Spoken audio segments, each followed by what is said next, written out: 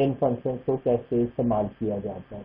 अब हमारे पास कौन कौन से फंक्शन हैं और उन्हें किस तरह से इस्तेमाल किया जाता है, इसकी पहले थोड़ी सी बात कर लेते हैं। तो सबसे पहले आज मेरे पास सबसे पहले एक वैल्यू है, जैसे यहाँ पर लिखा हुआ 24.56942 समथिंग लाइक दिस। अब अगर आप इस वैल्यू को देखें, मैं इसको थोड़ा सा बड़ा कर लेता हूँ। अब अगर जी स्क्रीन नजर नहीं आ रही है, ओके।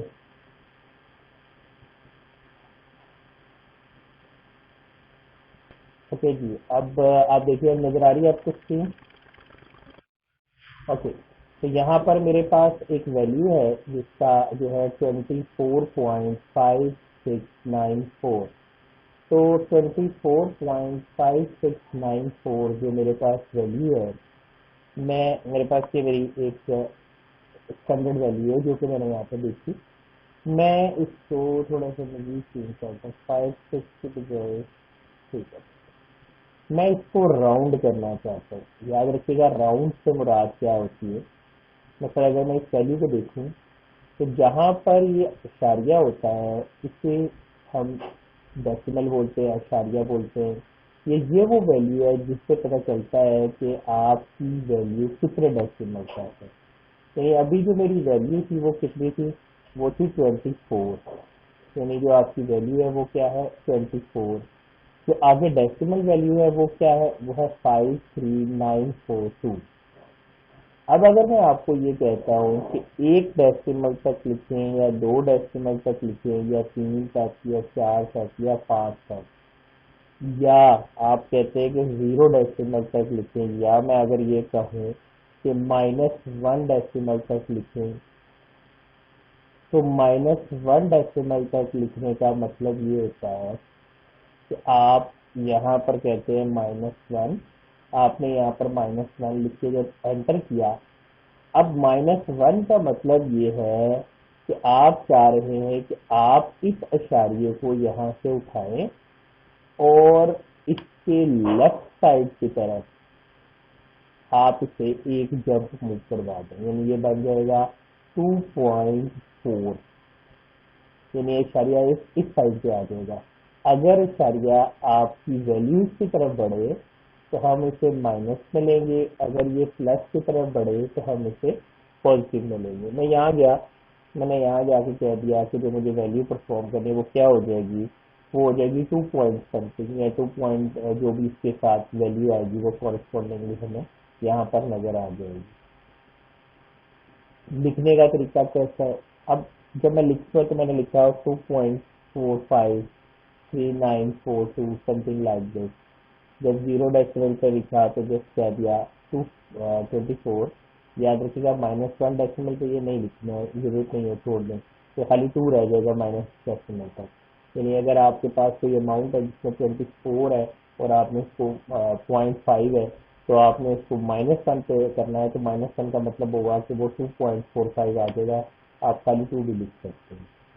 लेकिन ये तो था वैल्यू, अगर मैं 1 डेसिमल तक लिखता हूँ तो मैं कहूँगा 24.5। अगर मैं 2 डेसिमल तक लिखता हूँ तो 24.53, एंड देन सो ऑन। आगे की तरफ जो प्रोसीजर है वो हमारे पास परफॉर्म होता है, ये आगे की तरफ चलता रहता है। अब मैं जो चीज चाह रहा हूँ वो ये है कि मैं इसको अपनी मर्जी से चाह रहा हूँ। अपनी मर्जी से चाहने से मुराद ये है कि इसको 3 ऑप्शन आ जाती हैं जिसके मुताबिक मैं अपनी वैल्यूज को देख सकता हूँ। पहली वैल्यू, उसे हम कहते हैं राउंड करना। दूसरी वैल्यू राउंड अप करना, और थर्ड वैल्यू है राउंड डाउन करना। राउंड क्या होता है, राउंड में वो ये करेगा कि जितने डेसिमल तक आपने लिखना है उतने तक लिखने के बाद अगली वैल्यू को चेक किया जाएगा। जैसे माइनस का ना, तो 4 वाली वैल्यू को मैं चेक करूंगा। इस 4 को उससे चेक किया, और चेक किया कैसे कि क्या ये वैल्यू 5 या इससे ज्यादा है। अगर ये वैल्यू 5 से ज्यादा होगी तो पिछली वाली वैल्यू में 1 का इजाफा हो जाएगा। अभी फिलहाल ये इसको लिख देगा, मैंने कहा इक्वल, फार्मूले से लिख रहा हूँ, राउंड ब्रैकेट स्टार्ट, आपने बताना है नंबर, कोमा न्यूमेरिक डिजिट, आपने कह दिया ये वाला डिजिट, ब्रैकेट क्लोज, एंटर। जैसे ही आपने एंटर किया, देखिए आपके पास 24 था ना, उसने 24 का 20 बना दिया। अगर मैं यहाँ जाकर इस 24 को 25 कर देता हूँ, अब देखिए वो इसको 30 बना देगा। यानी राउंड क्या करता है कि पीछे वाली वैल्यू को देखता है उस डिजिट के मुताबिक जो भी उसका नंबर आपके पास होता है, अगर वो 5 या 5 से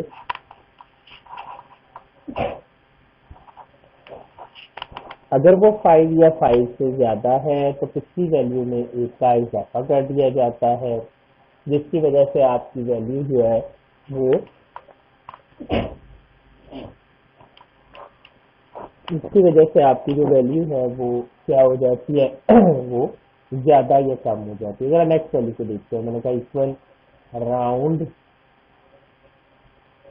bracket start number comma value bracket close. अब 25.5 है तो पॉइंट के बाद वैल्यू जो है अब वो 5 आ रही है, ये वाली value.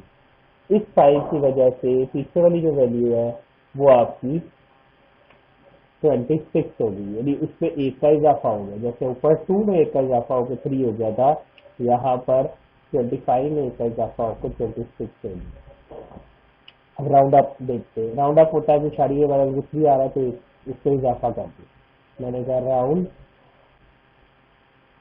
Up bracket start value comma parameter bracket close and then enter. अब आप देखिए यहाँ पर आपके पास 24.5 जो है इस तरह से अवेलेबल है। इसको अब आप बैक करें, मैं फिक्स कर लेता हूँ।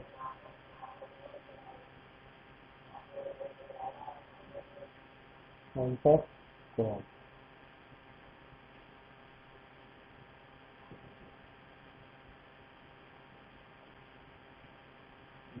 Round of value value fix करना है आपको।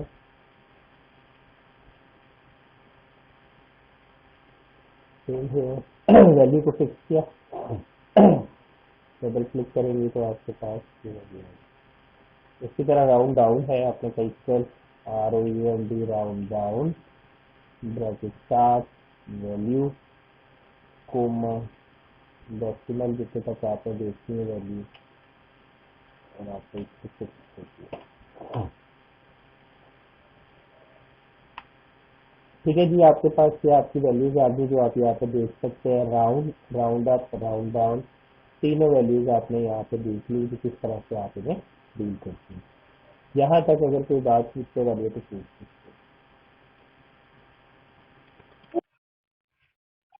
अशारिये के बाद आने वाली कोई भी वैल्यू राउंड डाउन में खत्म हो जाती है।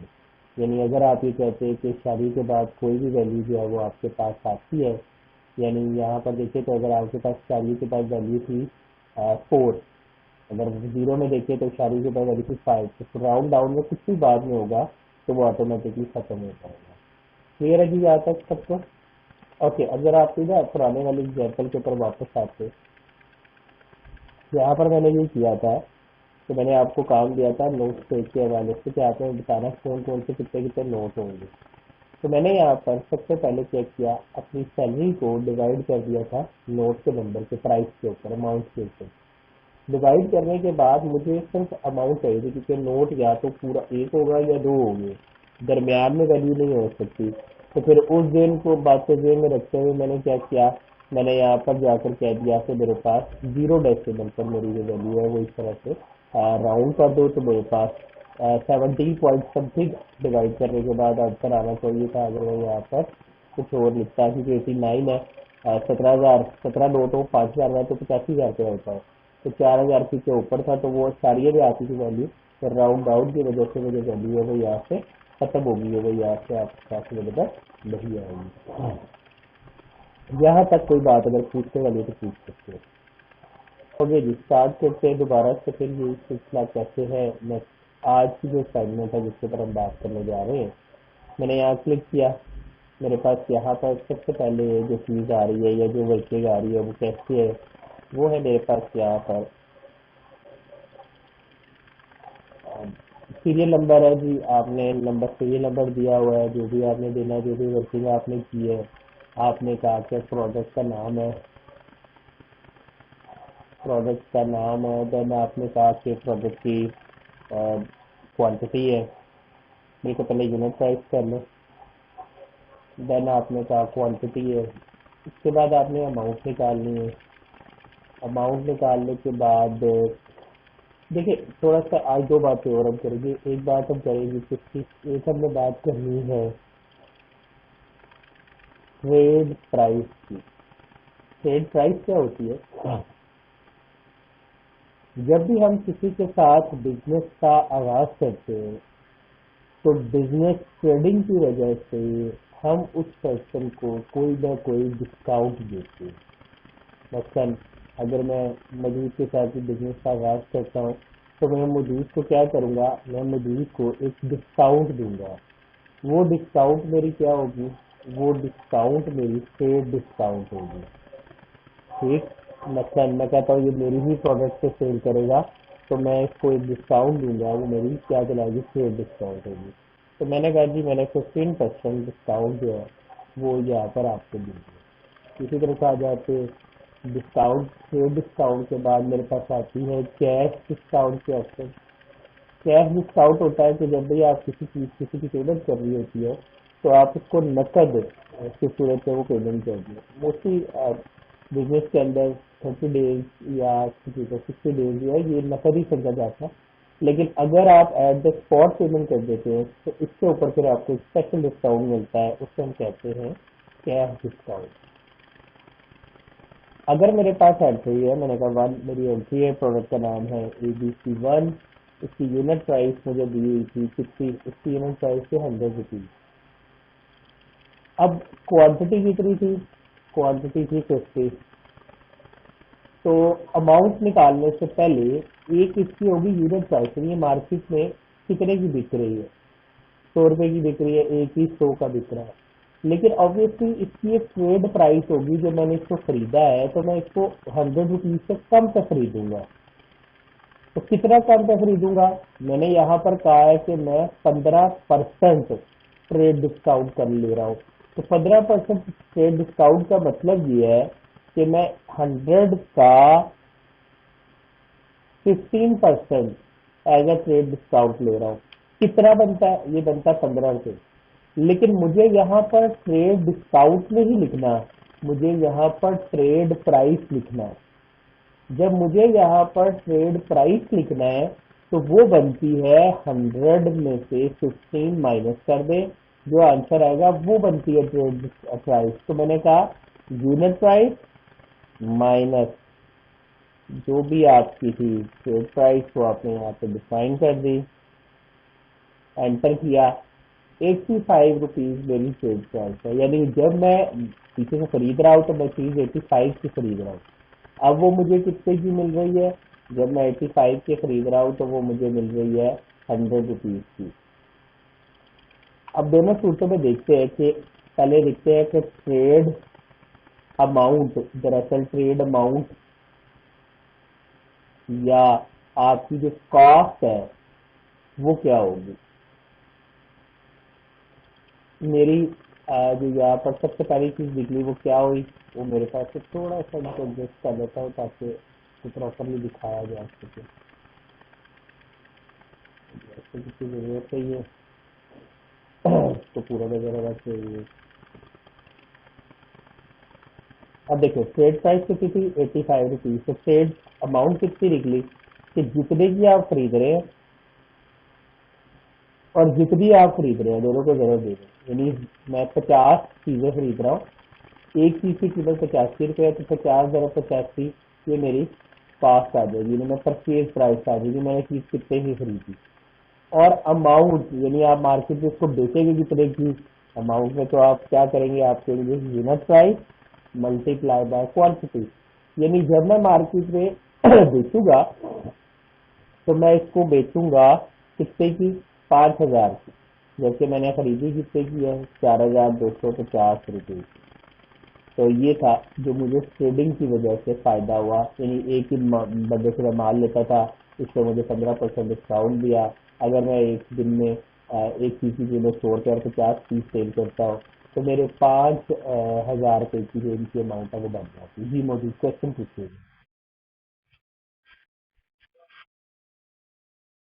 याद रखिएगा, मैं अगर आपको बड़ी सिंपल सी एग्जांपल देता हूँ कि अगर आप आलू खरीदने जाते हैं, तो अगर आपको 50 रुपये किलो मिल रहे हैं, तो 3 किलो कितने होंगे? 5 × 3 यानी 150 रुपये के। तो बिल्कुल इसी तरह मैं चीज़ खरीदने गया हूँ जिसकी कीमत है 100 रुपया, और मैंने इसके 50 पीस खरीदने हैं, यानी कि क्वांटिटी 50 है, तो मैंने इन दोनों को ज़रा दे दिया, तो वो मेरी अमाउंट निकल आएगी। क्लियर है जी सबको? ओके जी। अब लेकिन बात यहाँ खत्म भी हुई है, आप जरा गौर से देखिए। एक्चुअली मैं खरीद रहा था 4,250 रुपये की और सेल कर रहा था 5,000 की।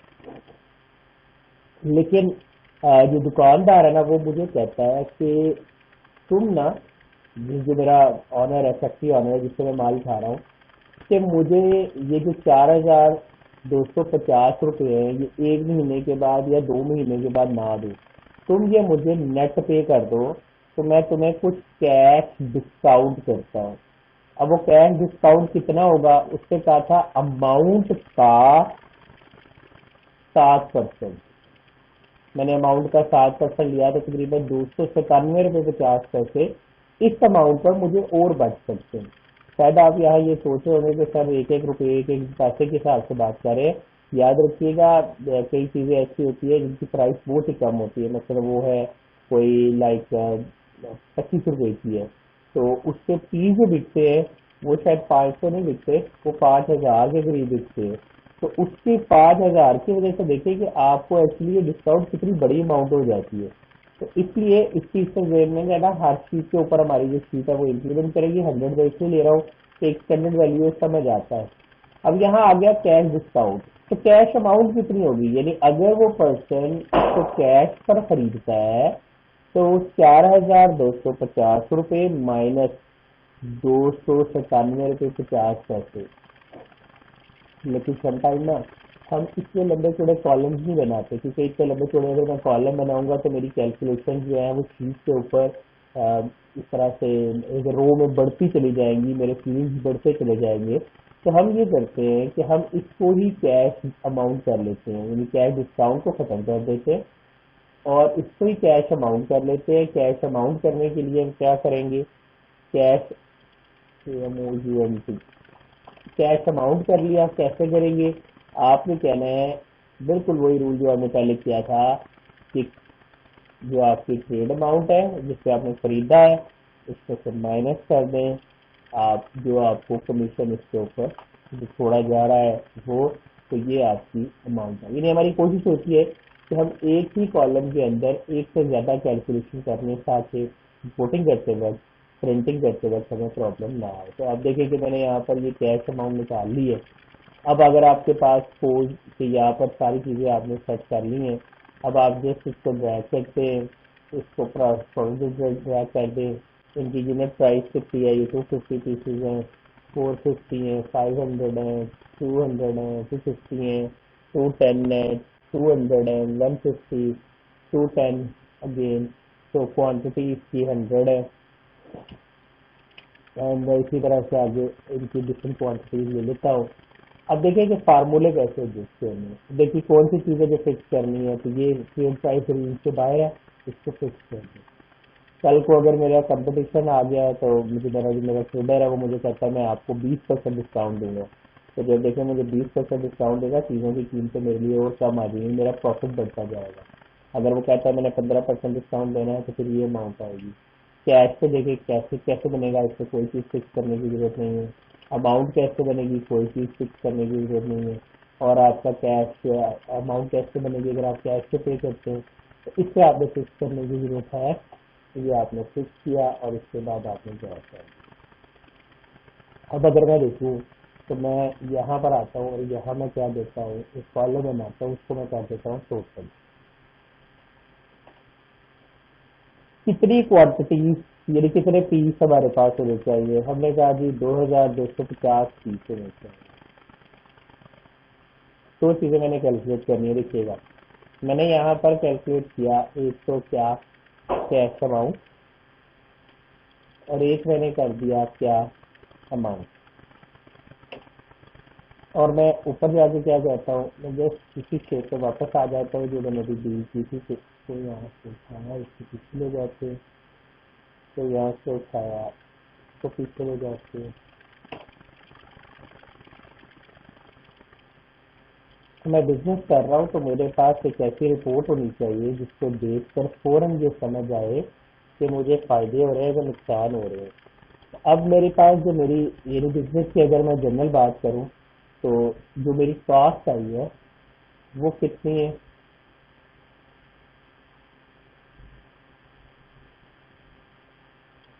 जो मेरी कॉस्ट आई है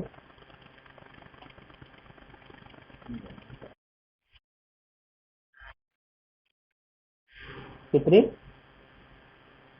ये ओहो, वो 80,000 थी। ये इस प्रोजेक्ट की है सिर्फ, ये कर रही है, ये आपकी एक्चुअल प्राइस है जो कॉस्ट आई है आपकी 5,47,500 जो सॉरी कॉस्ट आई है 47,000, 45 नहीं, ये है 4,32,799 रुपये। भाई देखो ना, कैश से जो मैंने पेमेंट की है वो ये वाली अमाउंट है ना, 4,32,799। और जो मेरे पास आई है अमाउंट, जो मैंने गेन करनी है, जो मैं एक्सपेक्ट कर रहा हूँ वो गेन कितनी हो रही है, वो मेरे पास ये गेन है ये। यानी डिफरेंस कितना हुआ, यानी जो मैं प्रोडिक्ट कर रहा हूँ कि मुझे प्रॉफिट होगा या लॉस होगा,